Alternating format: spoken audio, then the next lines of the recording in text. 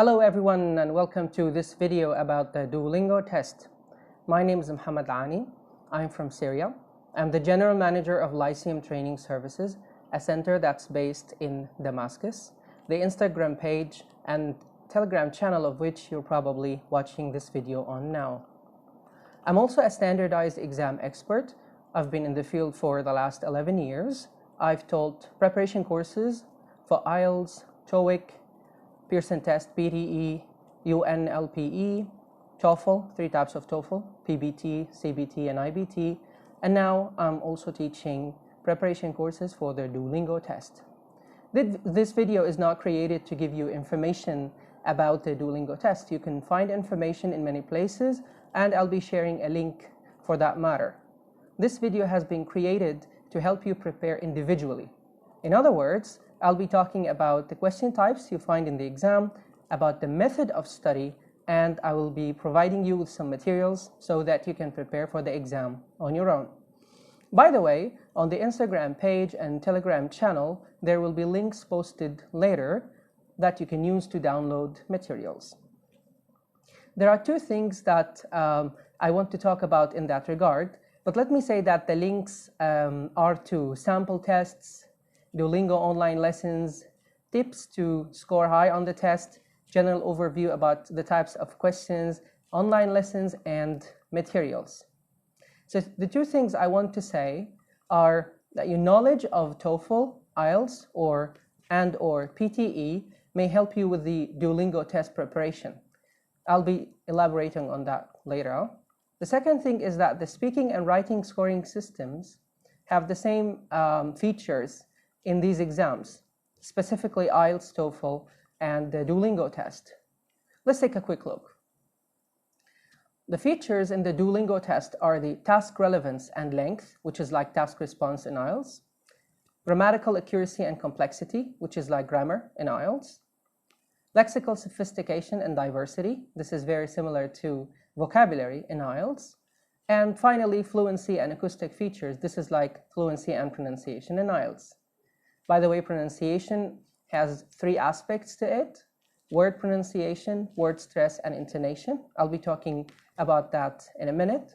I'm telling you this information to say that your information and experience in preparing for IELTS and TOEFL can help you here, and PTE as well. So let's move on to the core of this video, which is the question types, methods of studying, and the materials. In one of the questions, they ask you to fill in the blanks. This is a writing question. It's for 3 minutes. In order for you to make some improvement here, you can go to a link I'll be sharing. You can download the Oxford Business Dictionary. When you do, you can go to the Exercises tab, and you have exercises to help you with filling in the spaces. You also need to tap into whatever grammar book that will help you with hyphens, suffixes, prefixes, etc. I'll be sharing a PDF there, maybe more. And this will help you prepare for this kind of question to a certain extent. Now we've got a question in which you record your voice, like they give you a sentence. This is a reading question. It's for less than 1 minute. There will be a link to help you with this. But I want to say that there are 3 aspects of speaking in general that will be evaluated and that you will need to consider and improve for the test. The first is word pronunciation. So you want to make sure that you're saying words correctly, like you're saying report, vegetables, comfortable, you're saying the word correctly. And if you come from India or Pakistan or Iran, you need to make sure that your W's sound like W rather than V. If you're from Japan, you need to make sure that you're not confusing your L's and R's, etc. So some practice is needed there. The second feature of speaking is word stress. So you want to make sure that this word is record, the verb, not record, the noun. Refuse, the verb, but not refuse, the noun. Subject, the verb, not subject, the noun. Or object, the verb, not object, the noun. Or maybe you need the noun. You need to use the nouns in there. So you want to make sure that your stress is right. The third aspect is intonation, which means the music of the sentences you're using. And in order to improve that particular aspect, which takes, in my view, the longest time and requires more effort, you can use a reference called Lose Your Accent in 28 Days. This is a great book. Just go to part 2 in the book, units 3, 4, and 5, and they will teach you about intonation of sentences and linking and these great features. It's a great book. You'll have a download link there. In another type of question, we're required to write one or more sentences to describe a picture or an image. This is a writing question. Here are some tips. First, take a general look at the picture and then go into details. So describe generally, then describe specifically. Be as specific as you can when you move to specificity. I mean, use adjectives. That's the key feature of specific description. Use adjectives. Adjectives about size, like large and small, about amount, large amount, small amount, considerable amount, color, like golden, like blue, azure, coffee, etc. Material, like cotton, fabric in general, or like metal, etc. And nationality, like Czech, Brazilian. Try to think of activities, so what people are doing. Try to say these people are windsurfing, these people are swimming, these people are chatting, they're having a picnic, etc.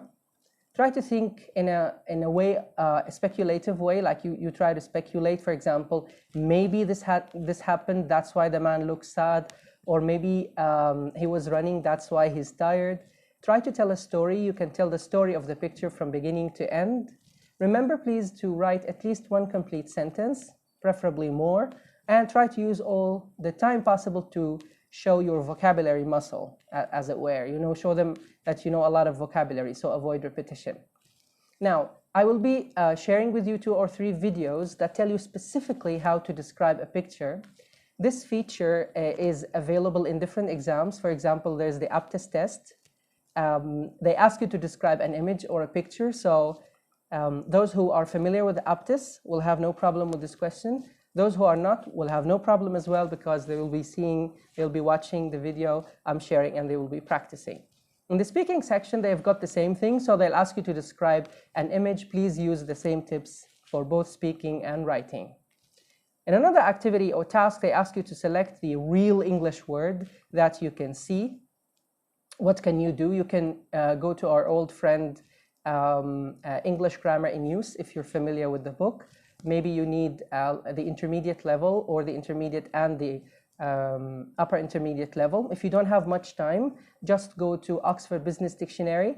There's an exercise about word families. Get there and try to practice. Also, you'll be getting a link for Inside Reading, which is an app that accompanies the series Inside Reading. This focuses on academic vocabulary. Some of the exercises there are for word family members or word building.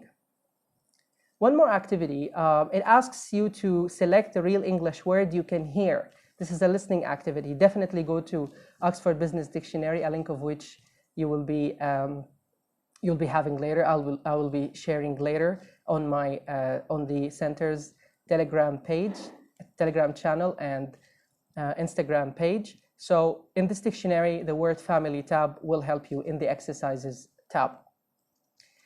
One more activity asks you to speak the English word for each image.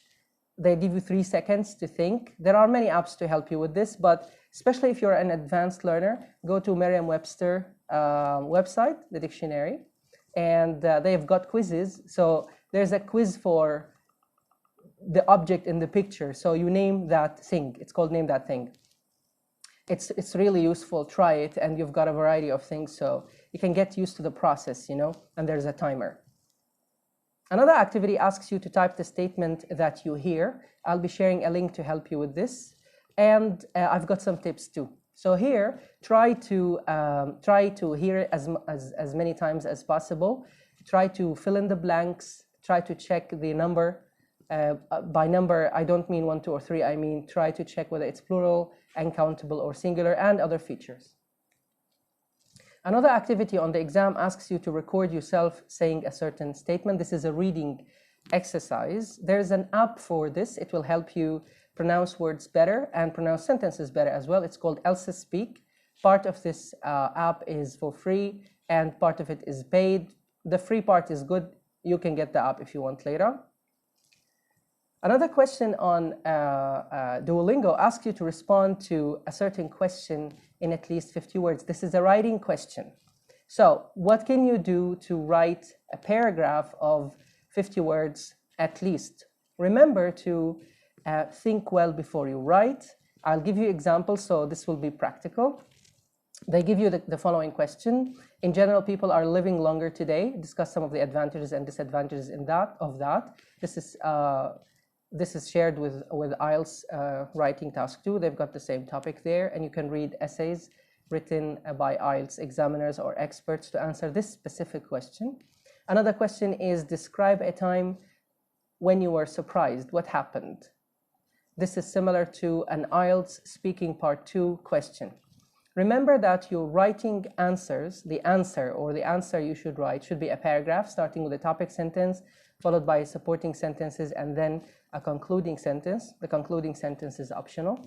Remember that when you finish, you need to revise and proofread. You need to check the spelling, spelling, punctuation, and the other features of writing, grammar and mechanics. So you need to make sure that your writing is good, but while writing, it's hard to think of these things. So do the checking after you finish writing.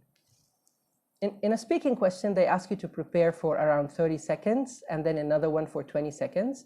So this is a speaking activity. The question could be written down or someone would be asking you the question.